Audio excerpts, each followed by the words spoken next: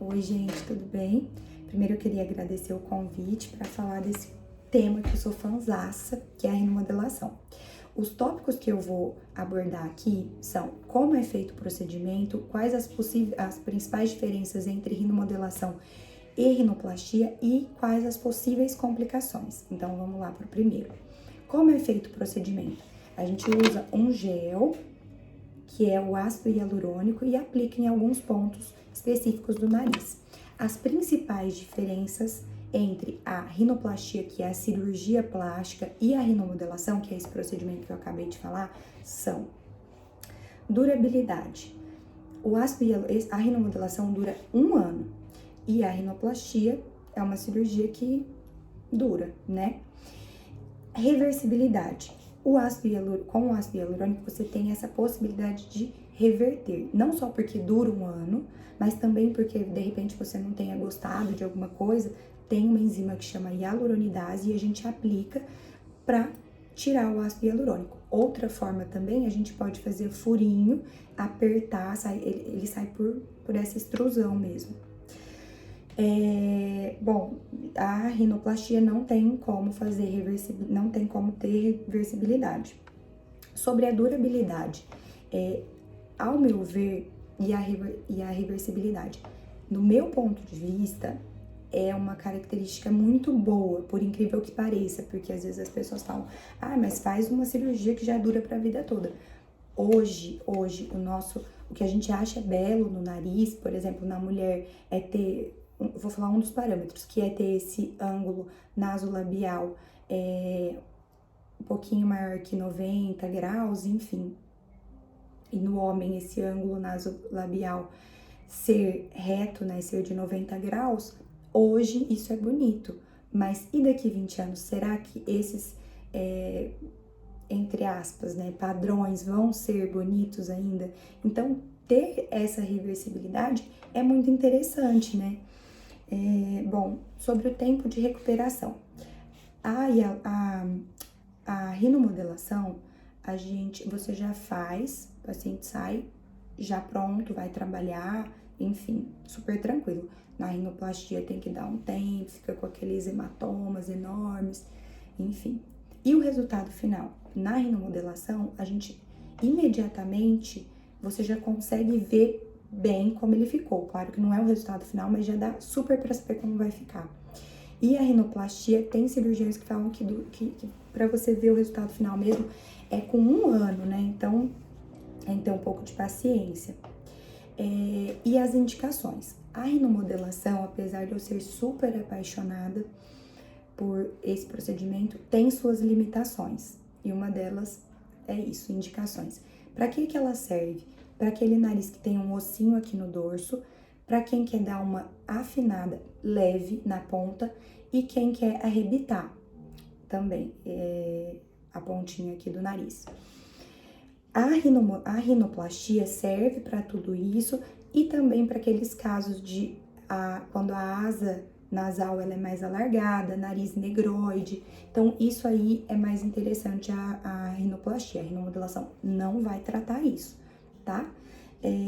Bom, acho que eu falei todas as principais diferenças e minha opinião.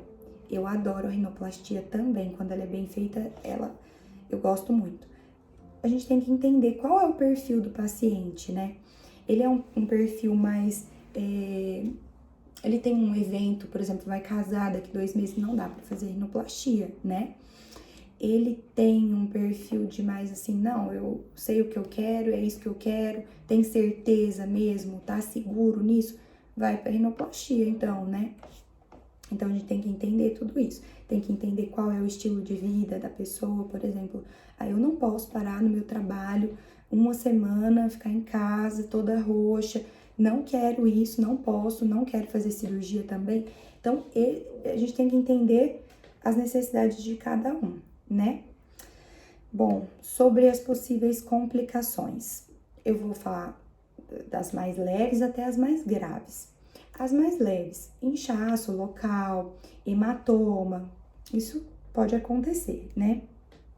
Outra que pode acontecer? É infecção, mas geralmente a infecção está associada a uma técnica errada de asepsia, ou ainda porque o paciente saiu, fica pondo a mão e, sei lá, passou um produto que está contaminado, então isso também pode acontecer.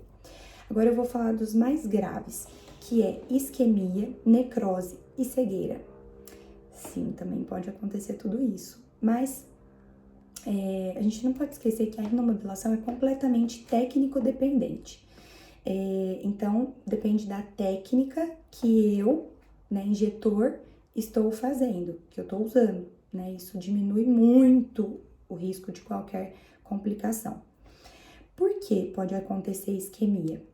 Porque eu posso tanto entrar com uma agulha, venho aqui e entro com uma agulha dentro de um vaso, e aí eu injeto, eu vou ocluir vou obstruir a passagem de sangue nesse vaso, então acontece uma isquemia no local, ela fica esbranquiçada, e se a pessoa não trata a tempo, isso pode virar uma necrose, tá?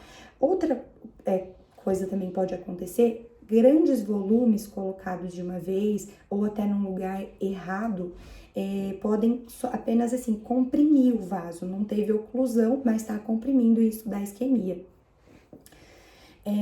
Bom, o que é muito importante, assim, se a gente pensar? Quando eu uso a agulha em alguns locais que a gente sabe que tem vasos muito importantes, eu tô correndo bastante esse risco, né?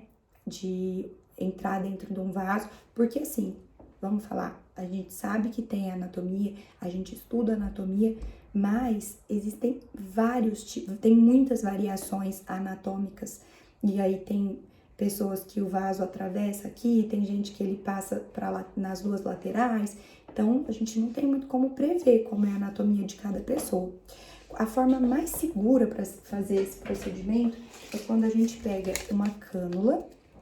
Ó, a cânula, eu não sei se vocês conseguem entender, né, como ela funciona, mas eu venho com uma agulha, eu furo com uma agulhinha e entro com a cânula e aí ela fica solta. A cânula, ela tem a ponta romba, ou seja, ela não tem capacidade de perfurar vaso, tá?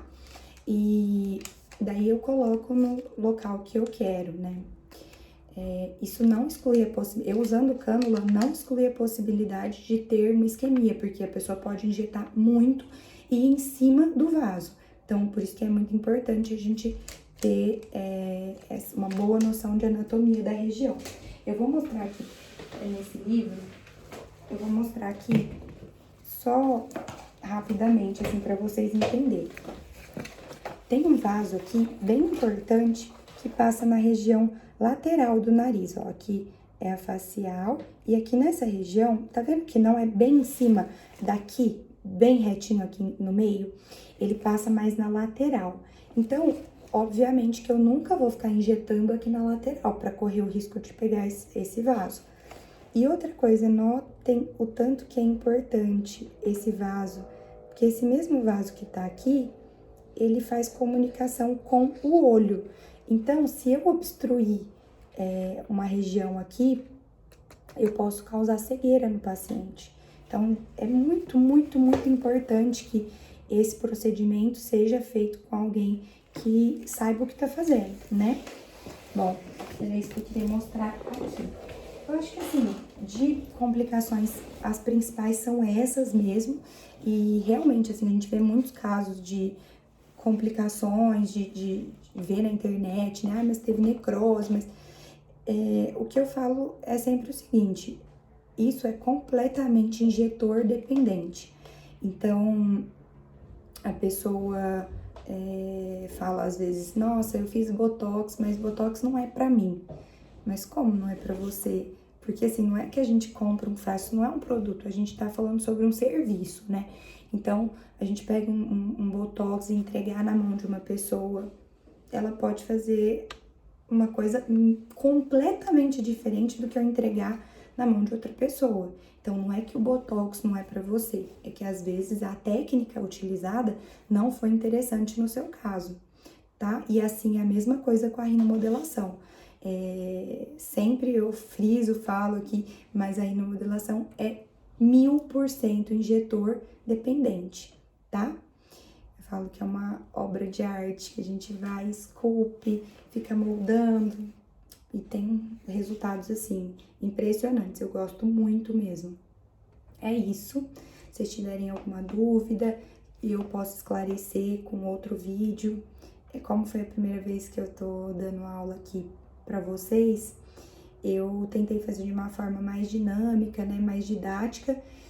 Mas se vocês quiserem, por exemplo, quer que eu apresente a anatomia do nariz, tudo certinho, aí a gente pode marcar outra aula, tá bom? Um beijo, foi um prazer estar aqui com vocês.